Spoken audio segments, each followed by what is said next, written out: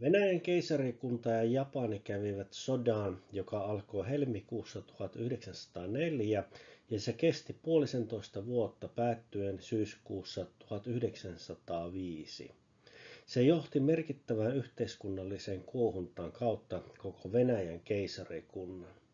Tässä esityksessä kuulette Venäjän ja Japanin sodasta ja sitä seuranneesta vuoden 1906 vallankumouksesta Mannerheimin kertomana.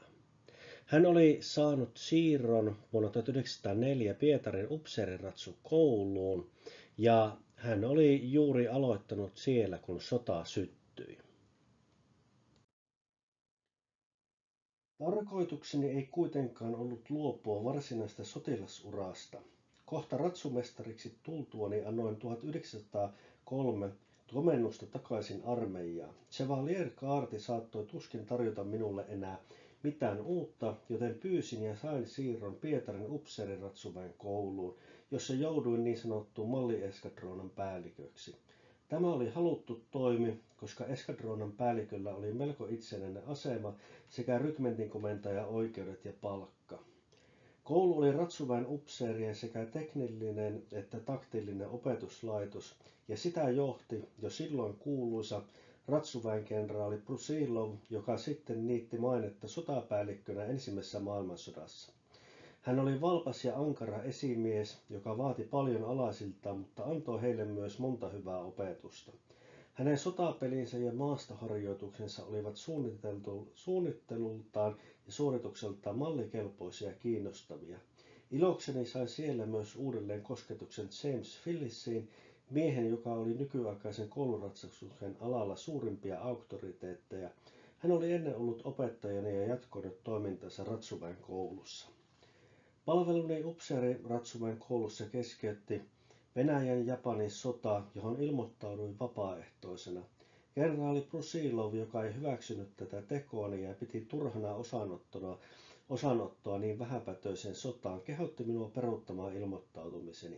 Pian oli, hän arveli, alkava todellinen voimainmittely, josta voisi kehittyä maailmansota, ja sitä varten minun pitäisi säästää itseäni. Mutta minä en taipunut, koska olin lujasti päättänyt kokeilla voimiani sodan koulussa. Kului aikaa ennen kuin sotakoneista pääsi käyntiin ja vasta puoli vuotta sen jälkeen, kun sota helmikuussa 1904 oli syttynyt, jouduin juuri nimitettynä 52. Niezinin husarirykmentin Everestin luutnanttina matkustamaan sotanäyttämölle. Viivytys johtui etenkin siitä, että sotaan otettiin vain harvoja ratsuväkiyksikköjä. Sodan puhkeaminen oli tullut Venäjän kansalle täydellisenä yllätyksenä. Ja kuitenkin se oli loogillinen seuraus tapahtuman kulusta, joka on syytä palauttaa mieleen, koska se auttaa meitä paremmin ymmärtämään nykyistäkin suurvaltain välistä kilpailua. Erittäinkin se valaisee sitä, kuinka venäläiset ja japanilaiset ovat Kiinan kustannuksella vuorotellen yrittäneet pakottaa Kaukoidän rikkaimman alueen oman etupiiriinsä. 1800-luvun lopulla oli Venäjä, jonka ulkopolitiikkaa tähän aikaan johti ruhtinas Lobanov-Rostovski, esittänyt vakauttajan osaa Euroopassa ja Kaukoidässä. Japanin uhkaavan laajentumisen takia, joka jo ulottui Etelä-Mantsuriaan, oli Venäjä vuonna 1895 yksissä neuvoin Ranskan ja Saksan kanssa vaatinut ja saanut aikaankin, että Kiinan suvereenisuusoikeudet Mantsuriassa palautettiin. Japanin joukot pakotettiin poistumaan maasta ja vetäytymään takaisin Koreaan. Palkkiona oli konsessio, joka salli Venäjän rakentajia ottaa käyttöönsä niin sanotun Itä-Kiinan rautatien, joka Pohjois-Mantsurian kautta yhdisti Siperiaan Vladivostokkiin. Mutta Lobanov-Rostovskin seuraajan Krevi Muravjevin mukana Venäjän ulkopolitiikkaan tuli täyskäännös. Vuonna 1898 Kiina pakotettiin vuokraamaan Venäjälle 85 vuodeksi Etelä-Mantsurian radan päätepiste, Port Arthurin meritukikohta.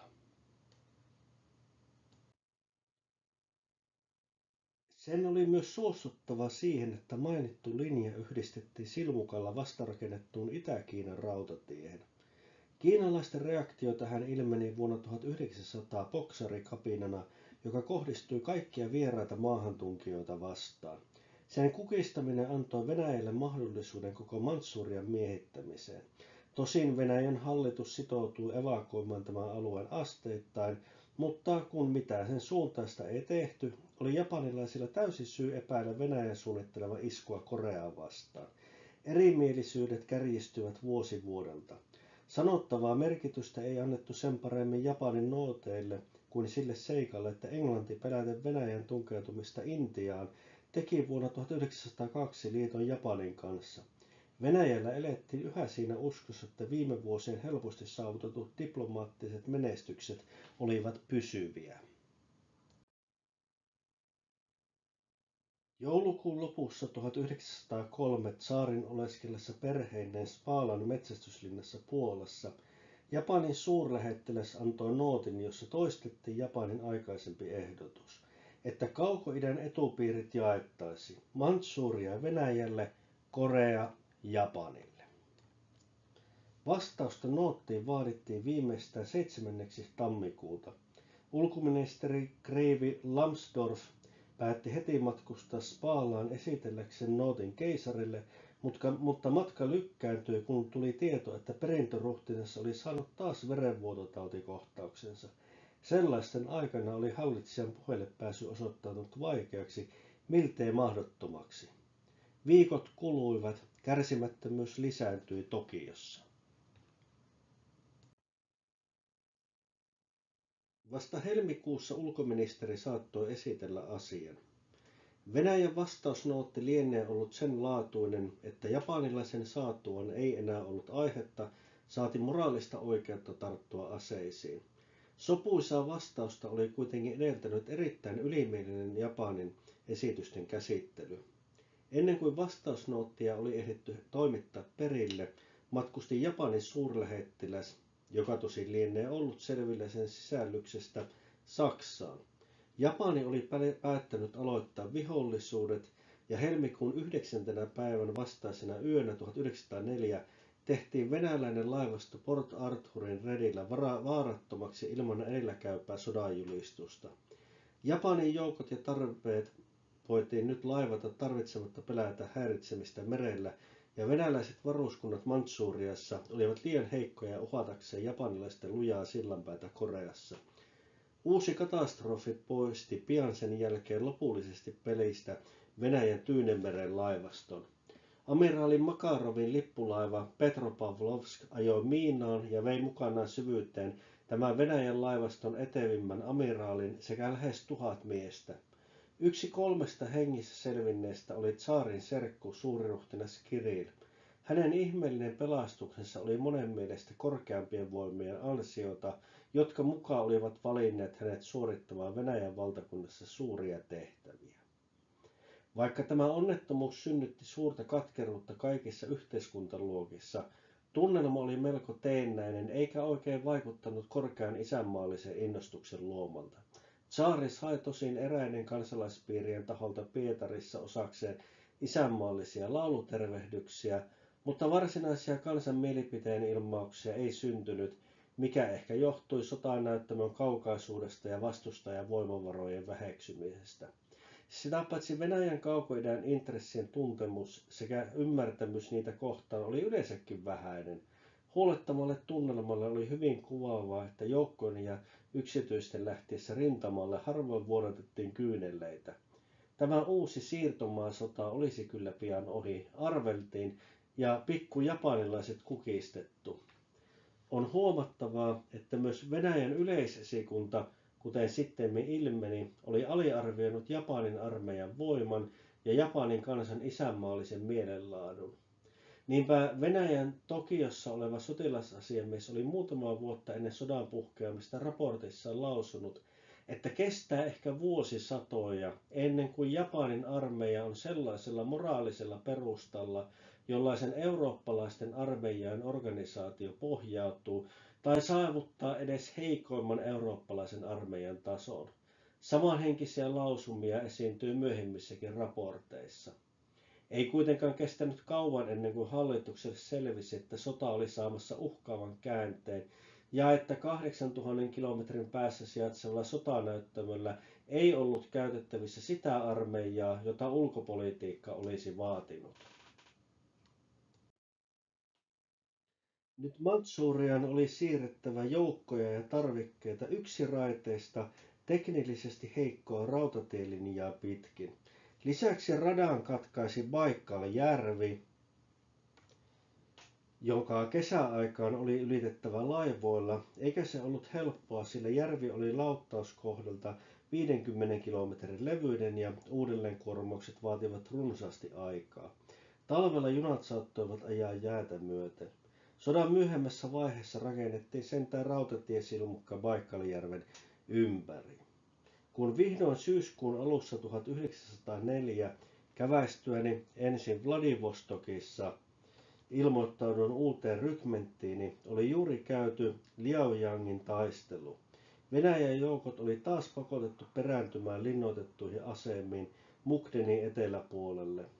52. Niezinin husarirykmentti, johon tulin nuoremmaksi esikuntaupseeriksi, oli sijoitettuna armeijan oikealle sivustalle.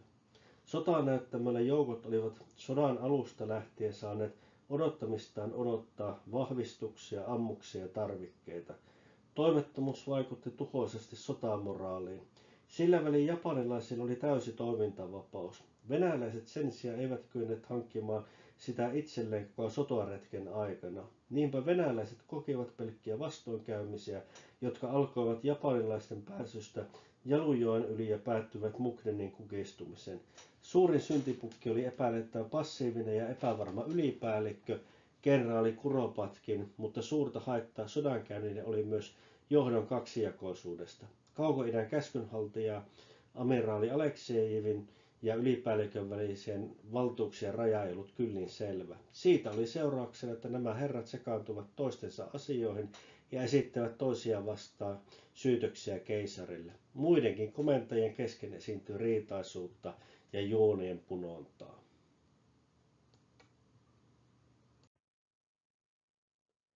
Miltei kaikki aloitteet toteutettiin riittämättömin ja improvisoiduin välinein, ja ne olivat jo ennakolta tuomittu epäonnistumaan. Läpikäyvänä piirteenä Venäjän sodankäynnissä oli pienien, epäyhtenäisten yksikköjen mielivaltainen kasaaminen suuremmiksi. Nähtävästi itseään rauhoittaakseen johto ennen operaatiota kyhäsi uusia muodostelmia alituisesti jakaen entisiä. Tämähän oli oikeastaan pelkkää itsensä pettämistä, sillä tuolla tapaa improvisoidut yksiköt jäävät vaille kaikkea kiinteyttä ja yhteishenkeä, ja on itsestään selvää, että moisesta järjestelmästä tuli heikkouden lähde. Monen taitavaksi ja urheaksi soturiksi tunnetun komentajan oli sellaisissa oloissa pakko epäonnistua. Armeijan moraali huononi yhä, paljon myös juopoteltiin. Laiskuutta, välinpitämättömyyttä ja erilaatuisia väärinkäytöksiä ilmeni kaikissa joukko-osastoissa, mikä puolestaan lisäsi veltostumista. Olin täynnä tarmoja ja hyviä aikeita ja tahdoin saapuessani saada jotain aikaan. Huolimatta rykmentissä vallinneesta yleisestä haluttomuudesta onnistui innostamaan nuoremmat upseerit tekemään joka päivä ratsastusretkiä maastoon, mikä joksikin aikaa irrotti heidät laiskuudesta ja alkoholista. Joskus minulla oli tilaisuus ratsastaa ominpäin etulinjan tiedustelemaan. Yksi näistä tähystysretkeistä sai semmoisen lopun, että uteliasta tarkastelijaa eräässä tärkeässä tukikohdassa epäiltiin uuden uniformunsa vuoksi vakoilijaksi ja hänet vietiin pidätettynä divisionan esikuntaan. Kun joukko-osastoni joutui pitkät ajat oleilemaan toimettomana, käytin hyväkseni joulu- ja tammikuussa tarjoutuneita tilaisuuksia päästä mukaan mielenkiintoisille syvyystiedusteluille, jotka suoritettiin kiertäen vihollisen vasensivusta. Ensimmäinen 10 päivää kestänyt retki antoi minulle tulikasteeni. Tehtävänämme oli ottaa selvää siitä porrasteisesti linnoitettujen tukikohtien järjestelmästä, joka muodosti japanilaisten sivusta suojan. Nämä tukikohdat olivat kiinalaisia kyliä, usein isoja ja niin korkean tiilimuurin ympäröimiä, ettei sen yli ulottunut katsomaan. Huomioiden teko avomaastossa oli melkein aina uskallikon työtä, jota ei käynyt suorittaminen tappioitta. Yhdellä näistä tiedusteluretkistä sai vieruskumppanini ratsumestari ruhtinas Jeldarov kuolettavan osuman. Joulukuun 25. ja tammikuun 8. päivän välisenä aikana otin 2 erillisen eskadroonan päällikkönä osaa siihen ratsuväen operaatioon, jonka kenraali Mistsenko suoritti kaikkiaan 77 eskadroonan voimalla. Tarkoitus oli tunkeutua rannikolle, vallata japanilaisten tuontisatama Inkoon laivoineen ja räjäyttämällä eräs silta katkaista Port Arthurin ja Mukdenin välinen rautatielinja. Me osanottajat emme tienneet, että vihollisella oli jo hallussaan Port Arthur ja että kenraali Nogin piiritysarmeija oli marssimassa pohjoiseen kohti Kuropatkinin asemia. Tärkeä hyökkäysretki suoritettiin veltosti. Mistsenko antoi päävoimien pysähtyä taistelemaan vihollisen paikallisia tukikohtia vastaan, sen sijaan, että olisi irrottanut pienempiä voimia niiden lamauttamiseen ja johtanut mahtavan ratsuväkimassansa pääosan Inkoota vastaan. Sitten tuhlattiin paljon kallista aikaa, ja kun vihdoin saimme näkyvimme Inkoon, niin vihollinen oli jo valmistautunut puolustukseen. Sen taistelun aikana, joka nyt syttyi, saatoimme nähdä Port Arthurista lähteneen sotilasjunan ajavan ohitse ja kuulimme avoimista vaunuista meille viittoilevien japanilaisten huutavan Banzai! Kuvaavaa sodankäynneillä oli myös, kuinka kenraali Mistsenko oli ajatellut toteuttaa Mantsurian radan räjäytyksen jossakin Port Arthurin pohjoispuolella. Minä olin tarjoutunut suorittamaan tämän tehtävän, mutta kuten sanottiin, se uskottaisiin jollekin nuoremmalle upseerille. Kun johto tiesi kenraali Nogin olevan marssimassa pohjoista kohti, niin tähän yritykseen olisi pitänyt kohdistaa suurempi huomio kuin Inkoon valtaamiseen ja varata sitä varten melkoiset voimat. Sen sijaan koottiin kiireesti 6 heikkoa eskadroonaa, joiden miehistä oli haalittu kaikista rykmenteistä, ja tämä tilapäismuodostelma lähetettiin räjäyttämään siltaa koko sotanäyttämön sillä hetkellä tärkeimmältä rataosalta. Kävi niin kuin täytyy käydäkin. Yritys epäonnistui. 10-18. tammikuuta rykmenttini otti osaa tunnettuun Sandebuuta vastaan suunnattuun hyökkäykseen, jota johti maanmieheni kenraali Oskar Gripenberg, Turkestanin sotaretkien ajoista arvossa pidetty soturi. Sain siten olla mukana sodan ainoassa laajahkossa operaatiossa, jonka alku lupasikin menestystä. Oli vyörytettävä vihollisen vasen sivusta ja luotava mahdollisuudet syvään iskuun japanilaisten huoltolinjoja vastaan. Lupaavasta alusta huolimatta ylipäällikkö sekaantui operaatioon, nyppi pois pataljoonan toisensa jälkeen, pidätti itselleen yhä uusia yksikköjä ja teki siten mahdottomaksi koko hyökkäyksen. Saatoin todeta, kuinka joustavasti japanilaiset käyttivät hyväkseen maastoa ja kuinka näkymättömiä he olivat hakin värisissä asepuvuissaan. Venäläisillä joukoilla ei vielä ollut mitään kenttäpukua. Etenkin tykistötaktiikassa vastustaja osoittautui ylivoimaiseksi. Japanilaiset käyttivät peitteisiä tykistöasemia, venäläiset ampuivat yhä avoasemista. Helmikuun puolivälissä oli ilmeistä, että vihollinen saatua vahvistuksekseen kenraali Nogin armeijan pian olisi kyllin voimakas käymään hyökkäyksiä Mukdenin eteläpuolella olevia venäläisten asemia vastaan. 2 erillisine eskadronineen minut nyt alistettiin siperialaiselle armeijakunnalle, joka kenraali Gerncrossin johtamana muodosti venäläisten rintaman oikean äärisivustan. Tehtäväni oli suorittaa tiedusteluja suoraan länttä kohti antautumatta pitkään taisteluun. Näin ollen me eräänä päivänä törmäsimme japanilaisen ratsuväkeen, jonka voima lyhyen laukaustenvaihdon jälkeen arvioitiin 2-3 eskadroonaksi. Aseina heillä oli useita konekiväärejä. Siirtyessäni vasemmalle siivellemme tunsin, että ratsuni talisman järkähti allani niin, että vaahto pursusi esiin. Jalon eläimeen oli osunut luoti, mutta se teki velvollisuutensa loppuun asti. Ennen kuin hevonen kaatuu, olin saanut tehtäväni suoritetuksi. Lähetin nyt matkaan raporttini, jotka auttoivat ylipäällystöä pääsemään selville japanilaisten parhaillaan suorittamasta saartoliikkeestä. Olimme kohdanneet kenraali Nogin joukkoja. Muutama päivä aikaisemmin vihollinen oli 10 kilometrin leveällä rintamalla ryhtynyt hyökkäykseen, joka oli torjuttu vain vasemmalla sivustalla, missä kenraali Linevits hoiti päällikkyyttä. Venäläisten ylipäällikön vastavetona oli yleinen perääntyminen. Sitä koskeva käsky saapui oikealle sivustalle suuresti myöhästyneenä ja sen vuoksi se suoritettiin erittäin taitamattomasti. Uhanalainen sivusta ei lähtenyt marssimaan pimeydessä, vaan aloitti melko suunnittelemattoman vetäytymisliikkeen vasta aamulla. Japanilaiset ahdistelivat sitä pienin muodostelmin, joilla oli käytettävissä muutamia tykkejä. Käyttäen joustavaksi hyväkseen hieman kumpuilevaa avomaastoa he tuottivat vastustajalleen pahoja tappioita ja peräytyminen muuttui paikkoin pakokauhuksi. Japanilaiset eivät kuitenkaan pystyneet käyttämään menestyksiensä hyväkseen saadakseen ratkaisevan voiton. Rintama vakiintui vasta 170 kilometriä Mukdenin pohjoispuolelle. Näiden tapahtumien jälkeen kenraali Kuropatkin erotettiin ja korvattiin kenraali Linevitsillä, jonka lyhyessä ajassa onnistui saattaa armeija taistelukuntoon. Hyvän hevosen oli menettänyt taistelussa, mutta tunnustuksena sain korotuksen Everestiksi. Tämä kunnianosoitus ei kuitenkaan vastannut talismanin menestystä. Se oli ihmeellinen hevonen, eikä minulla ennemmin eikä myöhemmin ole sellaista ollut. Ainoatakaan ratsuani en ole kaivannut niin kuin tätä täysverikköä, joka huolimatta temperamentista ja jaloverisyydestään oli rauhallisin hevonen, mitä olen tulitaistelussa ohjannut.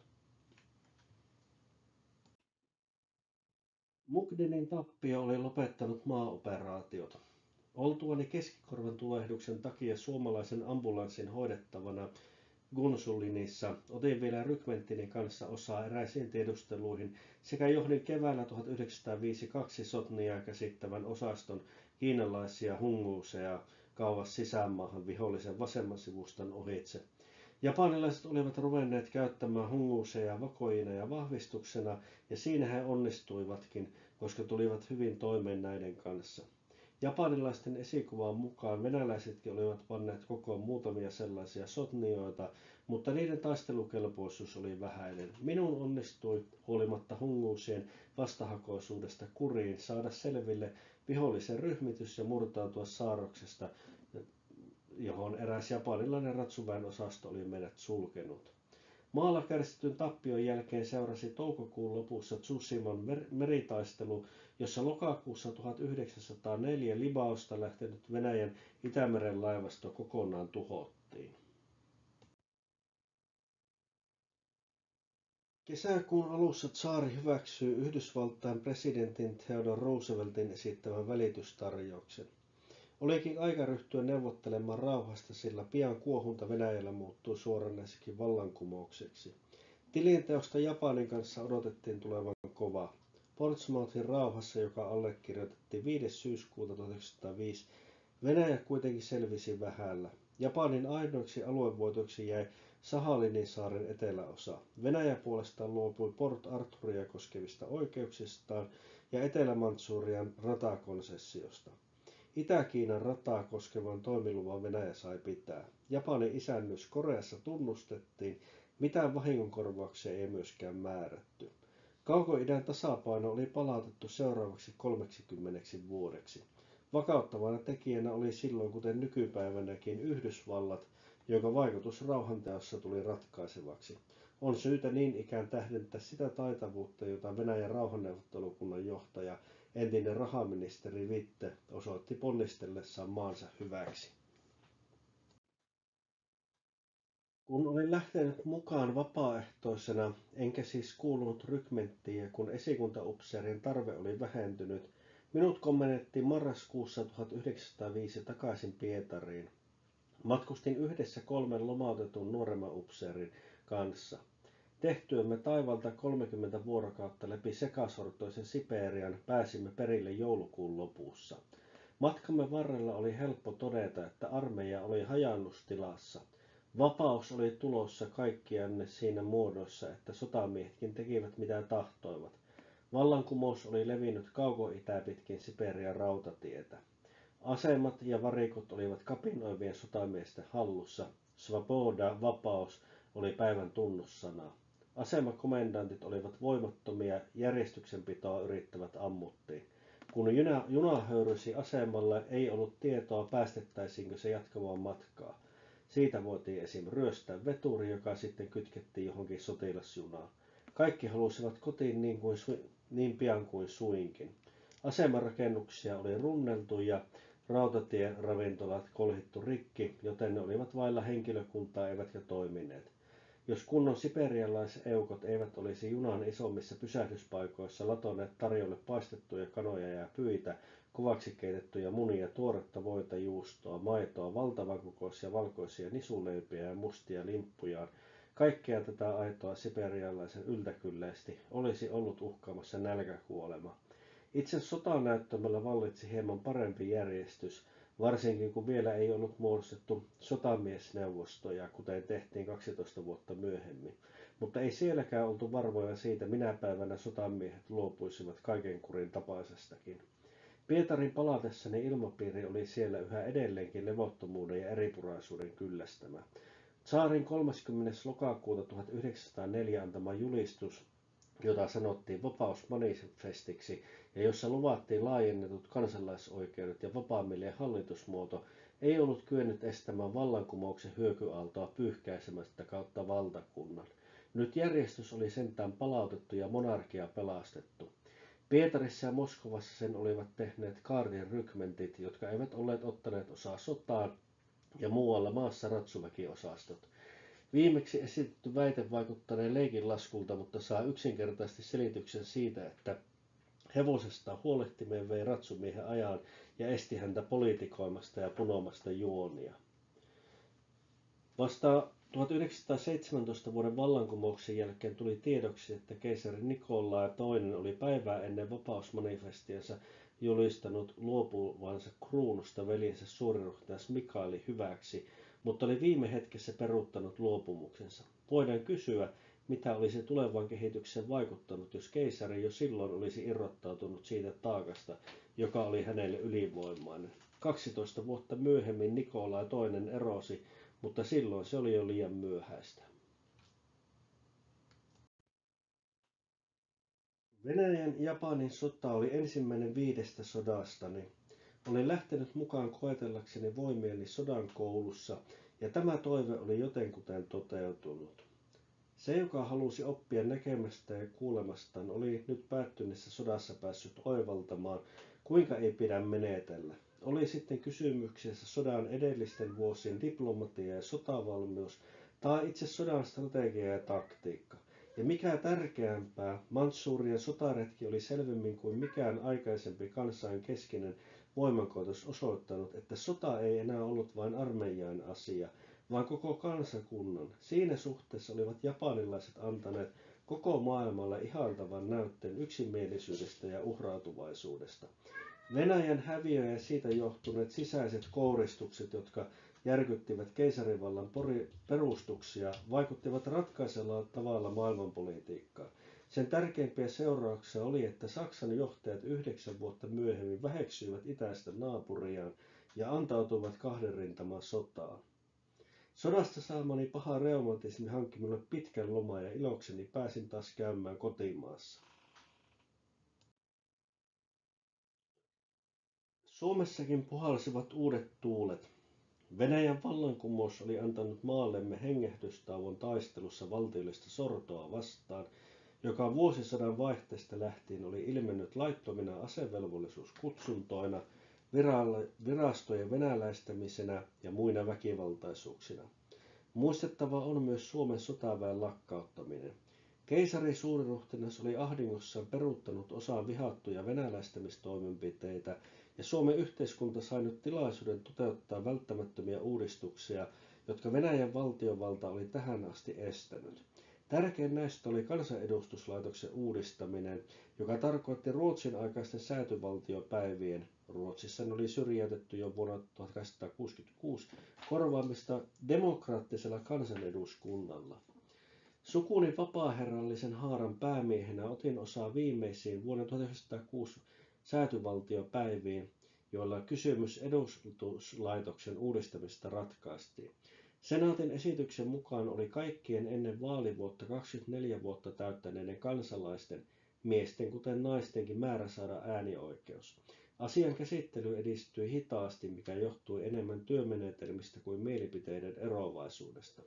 Kun kysymyksessä oli maan väestön yhdistäminen sen syviä rivejä myöten Suomen autonomia ja isiltä perityn länsimaisen oikeusjärjestyksen suojaksi, niin säädöt osoittivat suurta auliutta huolimatta tarkoitusperää äärimmäisen demokraattista yksikamarisuutta koskeneista vakavista epäilyistä. Ne olivat valmiit luopumaan etuoikeuksistaan ja hyväksyivät esityksen yksimielisesti. Osoittautuisiko Suomen kansa kypsyneeksi niin jyrkkään muutokseen? Kysymys sai ensimmäisen vastauksensa 11 vuotta myöhemmin, ja vastaus oli kieltävä. Kiitoksia mielenkiinnosta. Laittakaa kanavan seurantaa ja tuttuun tapaan taas videoaihepiiriin liittyviä videoita sitten tässä lopussa.